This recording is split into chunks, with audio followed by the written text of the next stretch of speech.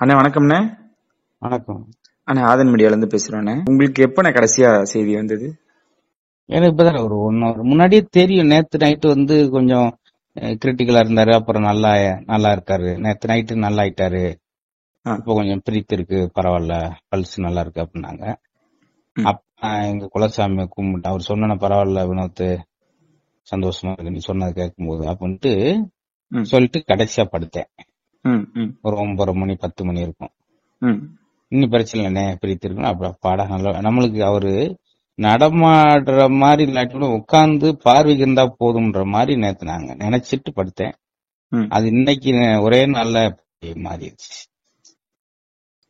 நிறைய எங்க கூட பழகின கலைஞர்களை நிறைய பேரை அவரு சும்மா அசைவாக நினைவுகளை பேசிக்கிறக்கா எங்க கூட இருந்தா போதும் நினைப்போம். சில நேரம் முழுசான இதா வராட்டி கூட நினைப்போம்.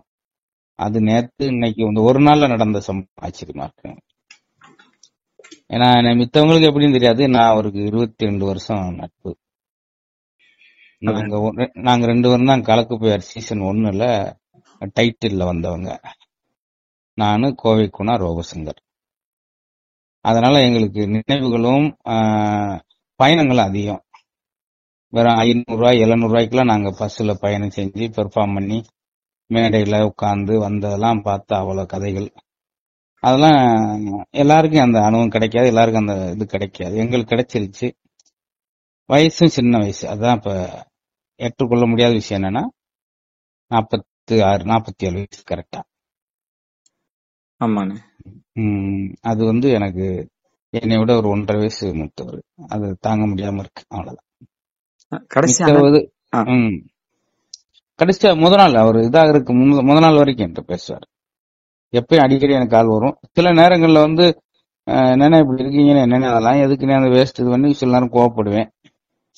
இல்லதாங்க சரியா இருந்தாங்க அப்படின்னாரு. நான் கொஞ்சம் சில நேரம் கண்டிப்பாவும் பேசுவேன் அவர்கிட்ட. ஆனா பயங்கரமான கலைஞர். இப்ப நானா ஸ்டாப் காமெடி மட்டும் பண்ணுவேன், நானா மிமிக்ரி மட்டும் பண்ணுவாரு. ஒரு சவுண்ட் எஃபெக்டா இருக்கட்டும், லேடி கெட்டப்பார், என்ன வேணும் எல்லாருக்கும் சப்போர்ட்டிங்கா பண்ணுவார். இப்போ ஒரு ஆள் பாட்டு பாடுறாங்கன்னா வாயிலே மியூசிக் கொடுப்பார்.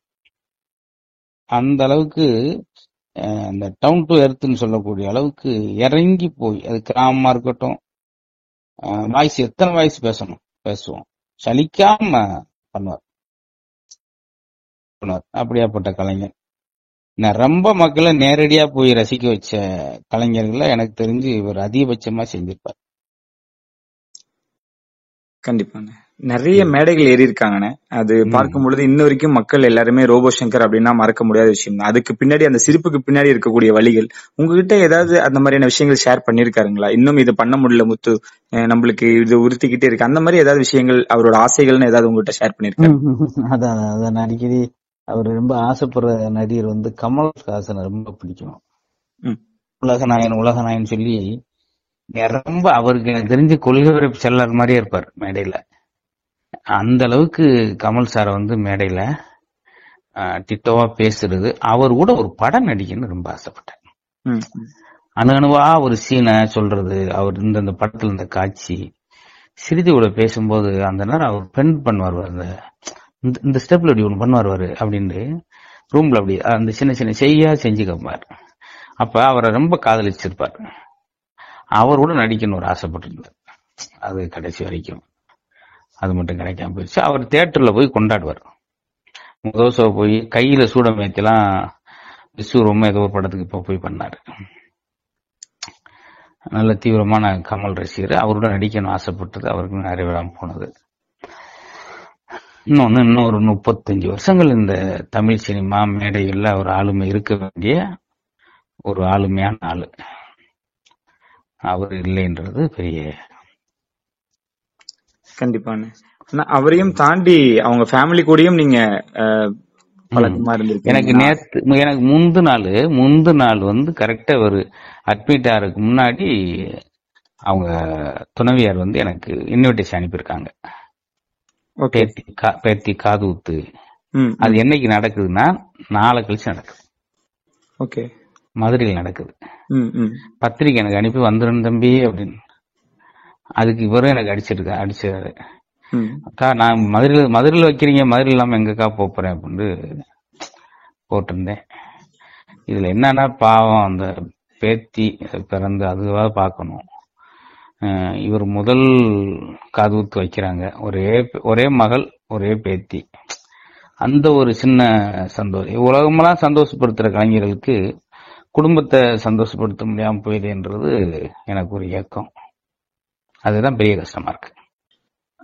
ஆனா இறுதியா நிறைய பேர் வருத்தங்களும் இரங்கலும் தெரிவிச்சிட்டு இருக்க இந்த நேரத்துல இன்னும் சிலர்லாம் அவர் வந்து ட்ரீட்மெண்ட் எடுத்துக்கிட்ட முறையும் அவரையும் இன்னும் தப்பாக இப்பயும் சிலர் எழுதும் பொழுது உங்க பார்க்கும் பொழுது அதுதான் எப்பயுமே சார், இது எனக்கா இருக்கட்டும் சார், எனக்குமே அதுதான் சார். என்னன்னா 25 வருஷம் ரசிக்க வச்ச கலைஞரை யார் சார் பெர்சனல் விஷயத்துல அது எதுக்கு சார் சொல்லுங்க இப்போ.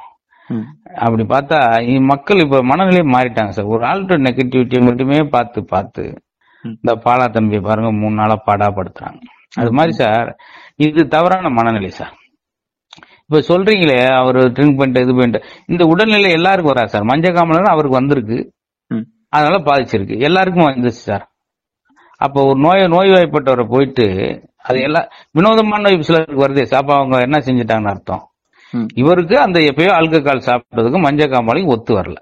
இது ஒரு ரேரான காம்பினேஷன், அது அவருக்கு அமைஞ்சிருக்கு, உடல்நிலை வீக்க. இத போய் ஒரு தண்ணியை போட்டா குடிச்சுட்டாருன்னா சார், தமிழ்நாட்டே மது கொடுக்குறாங்க, எல்லாமே சாப்பிட்றாங்க. இது என்ன சார்? இதை போய் தமிழ்நாட்டில் ஒரு 95% பேர் சாப்பிடாம இருப்பாங்களா சொல்லுங்க? இல்ல அவரை குறை சொல்ற இந்த கமெண்ட்ஸ் போடுற பூராமே யோக்கியனா இருக்காங்களா சொல்லுங்க? அதெல்லாம் பேசக்கூடாது சார். இப்ப வந்து என்ன பேசணும், என்ன எத்தனை படங்க எது பண்ணாரு, எத்தனை மக்கள் ரசிக்க வச்சாரு, இதுக்காகவே ஓடி ஓடி குடும்பத்தை கூட ரசிக்க வைக்க முடியாம பாரு. நாளை கழிச்சு ஒரு விசேஷம், முதல் விசேஷம் வைக்கிறாங்க பேத்திக்கு, இருக்க முடியலையே, அது எப்படி இருக்கும் பாருங்க. எத்தனை பேர் சொல்லியிருப்பாங்க. இப்ப அந்த குழந்தை என்ன நினைப்பாங்க, அத வந்து ஒரு நெகட்டிவா பேசுவாங்க. இது தவறு சார். மனநிலை இப்ப ரொம்ப மோசமாயிருச்சு சார். மக்கள்கிட்ட குறைய மட்டுமே கண்டுபிடிக்கிறாங்க சார்.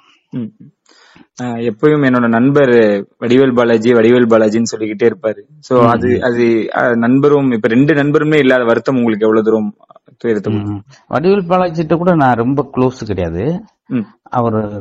இவரும் தான் தொடக்கத்துல கலக்கு பேர்ல வந்தவங்க. அவரு வடிவேல் பாலாஜி இடையில 4வது 3வது சீசன்ல வந்தாருன்னு நினைக்கிறேன். எனக்கு அதுக்குள்ள நான் சன் டிவி போயிட்டேன் அசத்தப்பேர்னு சொல்லி. அதனால எனக்கு பாலாஜின்ற விட இவரோட 22 ஆண்டு காலம் ஒன்னா மேடையில ஒரே பெட்ல படுத்து ஒரே பஸ்ல ஒரே சீட்ல உட்கார்ந்து அப்படி போற அளவுக்கு க்ளோஸ். இவர் மட்டும் இல்ல, அவங்க அண்ணன் கூட எல்லாம் இங்க மதுரையில இருந்தார். அவரோட ரொம்ப பழக்கம். ரொம்ப ஒரு குழந்தை தன்மையான ஆள். உருவம் பெருசா இருக்கும். அந்த உருவத்துக்குள்ள இவ்வளவு ஹியூமர் சென்ஸ் இருக்குமான்றது எதையுமே என்னால முடியாதுன்னு சொல்ல மாட்டார். ஸ்டாண்டப் காமெடியா குடும்பத்து 4 ஜோக்கு நான் ஒன்னாவது சொல்றேன் அப்படின்னு சொல்லுவாரு. டான்ஸா நான் ஆடுறேன், டான்ஸ் காம்படிஷனா நான் கலந்துக்கிறேன் அப்படின்னு ஒரு அபரித ஆற்றலும் ஆர்வம் கொண்டவர். மேடையை ரசிச்சு பண்ணவர். அது ஒரு பேமெண்ட்டுக்காக பண்ணாம மக்களை சிரிக்க வைக்கல ரொம்ப சந்தோஷம். அது கிராமத்து மக்கள் எல்லாம் ஒரு திருவிழாவில் போயிட்டா அவ்வளவு அழகா பண்ணிருக்காரு. அது நிறைய கலைஞர்கள் முடியாது. இதே மதுரை மெஜிரா கோல்ஸ்ல மிஸ்டர் மெட்ராஸ், மிஸ்டர் மதுரை, ஆனழகன் போட்டியில கலந்து வென்றவர். உடல்நிலை அவ்வளவு கட்டுக்கோப்பா வச்சவருக்கு எப்படி இப்படி நிலைன்றது 47 வயசு 46 வயசுன்றது யாராலும் ஏற்றுக்கொள்ள முடியாத, எதிர்க்கு கூட சங்கடத்தை உண்டு பண்ற வயசு. அவருடைய இறப்பும் அப்படி அத்தனை மக்களை சிரிக்க வச்சவருக்கு உடல்நிலை மெலிஞ்சு மறுபடியும் வந்தப்ப சந்தோஷப்பட்டாங்க. கடைசி அந்த நிகழ்ச்சியோட கலந்து அவங்க அக்காவோட டான்ஸ் பண்ணிருப்பாங்க. போன சண்டே டெலிகாஸ்ட் ஆச்சு. கலா மாஸ்டர் அவங்களோட இல்ல பிரியங்கா அது இதுன்னு சொல்லி லாஸ்ட் வீக் போன சண்டே நடந்துச்சு. அதுல வந்தார். அப்ப எல்லாருக்கும் ஒரு சந்தோஷம், நல்லா இருக்காரு அப்படின்னு. குபீர்ந்து இப்படி ஆகும்ன்றது எதிர்பார்க்காத ஒண்ணு சார். கண்டிப்பான இப்ப சின்ன திரியும் வெள்ளி திரியும் மொத்தமா சேர்ந்து நம்ம ரோபோ அண்ணனை இழந்துட்டு தான் இருக்கோம். ஆமா ஆமா சார். நல்ல கலைஞர். ஒன்னும் கொடுத்த டைலாக் பேசுறவரோ இல்ல மேடையில போயிட்டு முழிக்கிறவரோ கிடையாது. மேடையில 2 மணி நேரம் கூட தனியா பேசக்கூடிய மிகச்சிறந்த ஆகச்சிறந்த ஒரு கலைஞன். இன்னும் 35 ஆண்டு காலம் இந்த மக்களை மகிழ்ச்சிப்படுத்த வேண்டிய கலைஞன் எதனால எப்படி ஒண்ணுமே யோசிக்க முடியாம இருக்கு. யாருக்கு இப்ப நான் பேசிக்கிட்டு இருக்கேன் பாருங்க, எனக்கு காலையில பிறந்த நாள், எங்க அண்ணா நான் எல்லாம் பிளான் பண்ணியிருந்தோம். உடனடியா நான் இப்ப சென்னை கிளம்புறேன். அப்படி எது எப்படின்னு எதுவுமே சொல்ல முடியாது சார். நான் எதிர்பார்க்கவே இல்லை. நாளைக்கு எனக்கு ஒரு வாழ்த்து சொல்லுவான்னு நான் நினைச்சுக்கிட்டு இருந்தேன். இப்ப நான் அவருக்கு இரங்கல் சொல்ல போகின்ற போது ரொம்ப வேதனையா இருக்கு சார்.